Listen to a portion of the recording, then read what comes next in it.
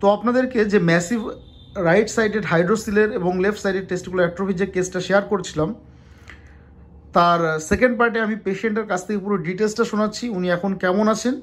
এবং এই ভিডিওটা 2 সপ্তাহ আগেও আমি আপলোড করেছি, আপনারা চাইলে গিয়ে দেখে নিতে পারেন। এবং কনস্টিটিউশনাল হোমিওপ্যাথিক ট্রিটমেন্টের দ্বারা কোনো মাদার টিংচার নয়, কোনো পেটেন্ট মেডিসিন নয়, কোনো টনিক নয়, শুধুমাত্র কনস্টিটিউশনাল ট্রিটমেন্টের দ্বারা পেশেন্ট কতটা বেটার আছে সেটা এখন পেশেন্টের কাছ থেকে শোনাবো। তো প্রথম কি সমস্যা হলো, মানে কি সমস্যা হয়েছিল প্রথম? একটু জোরে। হার্নিয়া হয়েছিল। কত বছর আগে সেটা? 10-11 বছর। কি করলেন তারপর? সেটা অপারেশন করেছিলেন। তারপরে এই সমস্যাটা কতদিন আগে ধরা পড়লো হাইড্রোসিলটা? 1 বছর হচ্ছে। তো 1 বছরের মধ্যে কি কি ডাক্তার দেখানো হয়েছে একটু জোরে? ওই চাপড়ায় দেখেছিলাম একবার, আর কৃষ্ণনগর একবার, আর এইতে দেখলাম মানে রানাঘাটে। 3 জায়গায় দেখানো হয়েছে। কি বলেছিল ডাক্তারবাবুরা? ডাক্তারবাবুরা বলেছিল অপারেশন করতে হবে। অপারেশনই করতে হবে, ওষুধ দিয়ে কোনো ব্যবস্থা নেই ওষুধের?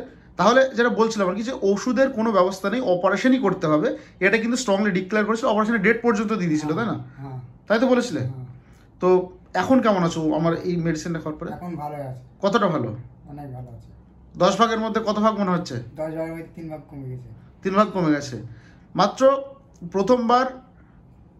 প্রথমবার ওষুধটা খাওয়ার পরে জ্বালা যন্ত্রণা চলে গেছিল, ফোলা কমেনি একদম, কিন্তু দ্বিতীয়বার ওষুধ খাওয়ার পরে কমেছে, ফোলাটা কমেছে প্রায় 3 থেকে 4 ভাগ। 10 ভাগের মধ্যে 3 থেকে 4 ভাগ, তাই তো বললে?